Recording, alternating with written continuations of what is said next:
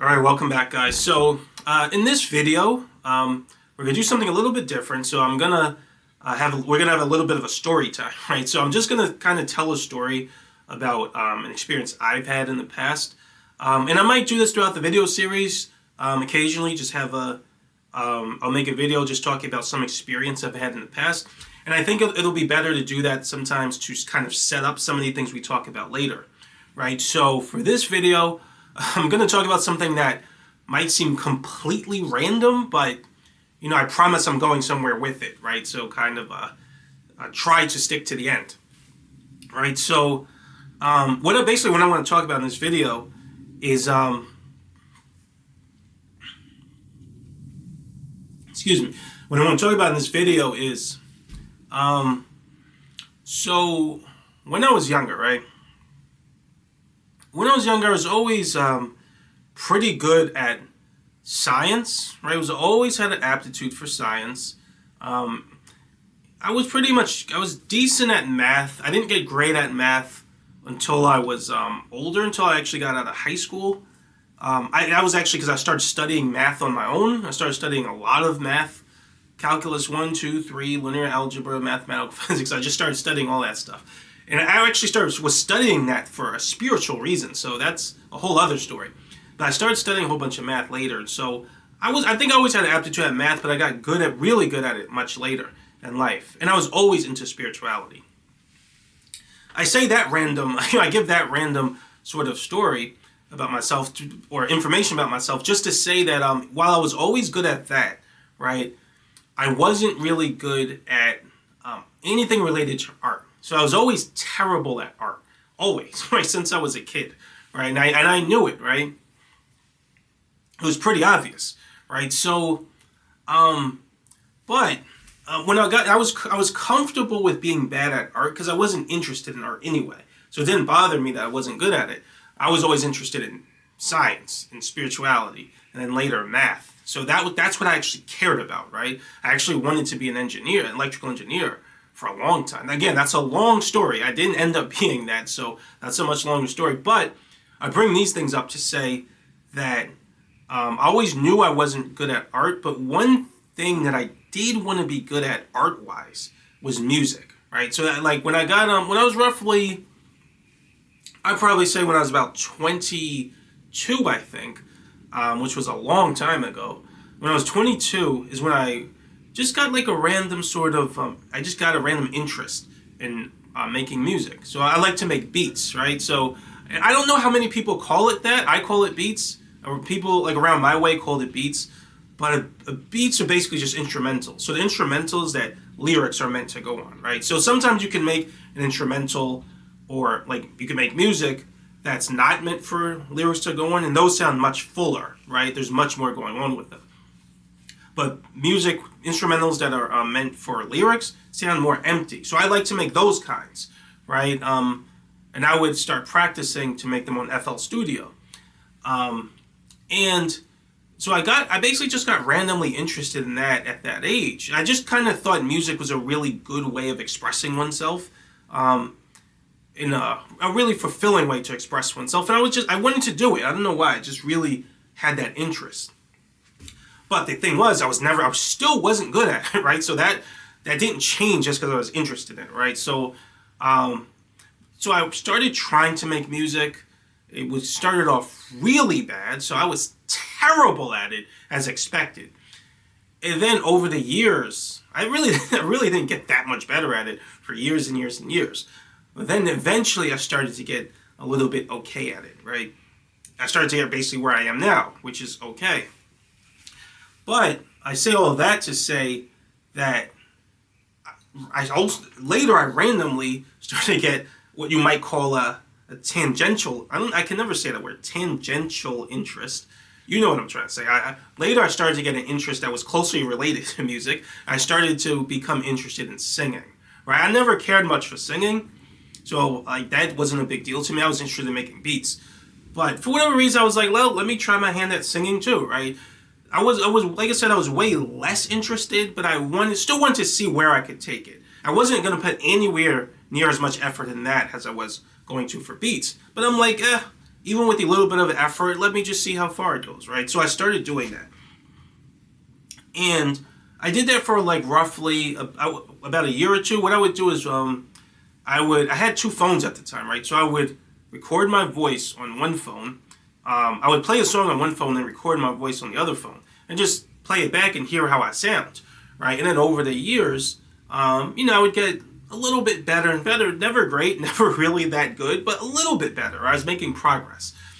And so eventually, roughly, like I said, I forget the timing. I think it was over 2 years or so, which wasn't all the time. It was just randomly throughout, every so often. But eventually, I plateaued, right? So I noticed that I was getting a little bit better here and there over time, but then that progress just stopped, like it stopped flat. So eventually, I just wasn't making any more progress. No matter what I did, I wasn't getting better at making music. At singing. And so it didn't bother me that much, but I did become curious as to whether or not I can break that wall and go a little bit further.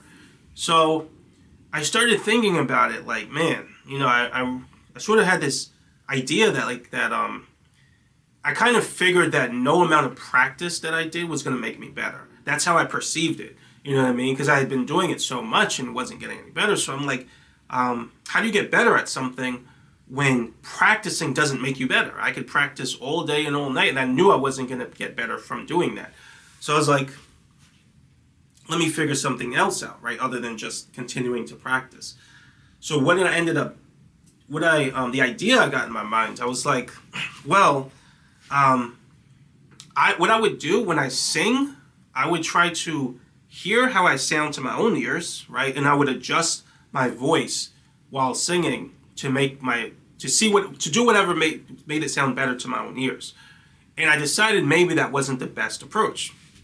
So I'm like, someone listening to me, right? I would like them to believe I sound good singing, not just myself. So I was like, maybe the way it sounds to them is different from the way it sounds to me. So I was like, let me record my voice, hear how it sounds on the recording, and then solely judge what I do based on the recording instead of my own ears. So in other words, I was like, I would play my voice on the recording, hear how it sounded, and then based on that, I would try to keep a memory of how it sounded, then try to make changes as I'm singing live. And I would make whatever change I thought might sound better on the recording based on whatever the recording was lacking, right? So even if I sounded bad to myself singing live, I didn't care. I was still going to do whatever, I thought made the recording sound better. So that way, maybe in the end, I actually make some progress, And so I actually did that in the first. So I recorded my voice, played it back on the recording, and the first thing I noticed right away, right, was that I wasn't singing with emotion, right? And I thought I was, right, just listening to my own voice. But when I really focused on the recording, I was like, no, it's totally missed. It sounded like a robot, right? It sounded so mechanical. And I'm like, okay, I need to put more emotion to my voice. I need to make it so that the recording sounds like it has emotion, not just, I didn't want it to sound like it had emotion just to my own ears, singing live. And so I was like, okay, I'm going to try to put emotion in my voice in a way that it carries over to the recording. Now, by this time, I knew how to control my subconscious decently well. So I wasn't as good as I am now. This whole theory wasn't even formulated to that degree back then. I was still figuring it all out. But I did at least know how to charge my emotions, right? That was still pretty easy. That's like the easiest thing to do with your subconscious mind. And so I was like, okay, I'm going to sing, but I'm going to charge emotion while I'm singing too, right? And so I started doing that. And it ended up actually working, right? So I just started singing and then charging my emotions to get more emotion in my voice. And then it carried over successfully. So when I recorded my voice then, and I played it back, you could hear emotion in my voice. And it did actually sound better, right? It sounded, I won't say a lot better, but it sounded decently better, right? So that was exactly what was missing, right? But there were actually other interesting things that happened that I completely wasn't expecting, right? And, even to this day, this was years ago, but I still remember it because it was like a breakthrough almost, right? So the first thing I noticed is that when I started, well, I won't say first thing, but first thing was emotion. But after that, the first thing I noticed was that I could control my voice better, right? I could control all the muscles involved in singing better. You know, when you're singing, there are certain like little special effects you do to try to make the singing sound more interesting or better to the ears, right? Well, that's like you inflect your voice, you kind of make it roll a little bit, all that stuff like you've heard all the time in singers, right? So I tried to do that. You know, I would try to do it all the time, but I was never really that great at it, which is why I'm not a great singer. But I can do it so much better, right? When I learned how to control my emotions. When I was charging my emotions while singing, right? And I didn't know why that was at first, but for whatever reason, I just had way better control over my voice, and I could control it in a way where it did sound more pleasant. It just sounded better, right? Then the other thing I noticed was that my voice didn't get as sore when I sung, right? So I hear a lot of people say to sing with your stomach or your diaphragm instead of your throat. I never really knew how to do that. I didn't know what they were talking about. Couldn't really relate to it. So I just sung whatever way I thought felt natural, right? If singing with your diaphragm is better, eventually I'll discover that in the process of trying to sing better, right? That's how I kind of like to learn things. And so I would just still sing from my throat area, but it's true, it would get sore, exactly like they said. So it always got sore, and I had to kind of just stop singing after a while when I got too sore. I just couldn't sing. But for whatever reason, this time that didn't happen, right? I could sing way longer than I normally could. I could practically sing nonstop without getting sore. So that was amazing. I just kept singing, right? Because it wasn't hurting anymore. I wasn't sore. I could keep singing, and I can do it more pleasantly, right?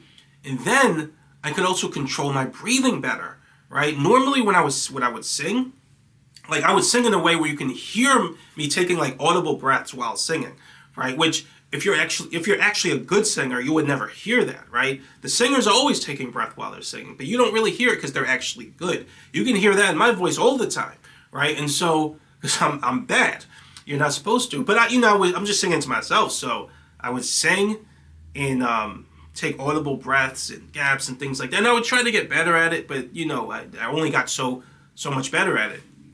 But this time, I could breathe easily, right? And you couldn't really hear it either, like a good singer, right? Which was amazing to me because I'd always had trouble with that. But for whatever reason, this time, I just had no problem. And everything was so smooth, so easily and just kind of effortless, right? It didn't require all this extra effort and concentration that I was doing before, right? And this all happened just from charging my emotion while singing, right? So I did something to get more emotion in the situation, but I got for free all these other like special effects and abilities. And so the question now is like, where did that come from? How could just putting more emotion into my voice while singing result in all this extra all these extra special abilities, right? And the answer to that actually has to do with the subconscious mind. So the reason for this whole story is basically to give you an idea of what we're going to talk about in the next video. It's basically to answer those questions, right? Why does putting more emotion into your voice while performing some actions, such as singing, result in you sort of gaining some newfound abilities you didn't feel like you had before, right? So that's what we're going to really talk about the next two videos. We're going to talk about it. Now, as a heads up, and you can probably already guess, right, the reason has to do with the fact that another one of your transcendental mental abilities is the ability to control your body. So you can actually control your body with your negative mind and your positive mind. Now, when you control it with your positive mind, it looks different, right? So all those grand abilities that I got were actually the result of me controlling my body with my positive mind. That's why it was so much different from when I control it with my negative mind, right? So that's a heads up, right? We're going to go over that in the next two videos, but that's basically what I learned about that process, and that's how I learned of a new transcendental thought that you have, a new mode of transcendental thought expression, which is bodily control. And it's the giveaway basically is that just kind of to bring everything home. Remember what I said last video, right? When you're using a transcendental mental ability, you're generally going to feel some emotion pretty strongly. And so when I put more emotion into my voice, I got all my other transcendental mental abilities. I also said that when you charge your subconscious energy, right, you're going to use all your transcendental mental abilities at once, right? You can concentrate it a little bit more into one, but whenever you charge it, you're going to be using all of them at the same time at once. And so once I charged emotion, I got all my other transcendental mental abilities for free, which I didn't know at the time. And so that's kind of why that happened. So that's basically, so hopefully that random story actually came back to a point, right? You feel like it came back to a point. So I basically used that to set up the next two videos. So the next videos, we're going to talk about your next transcendental mental ability, which, like I already said, is controlling your body. So again, that's everything. But thank you for watching, and I'll see you next video.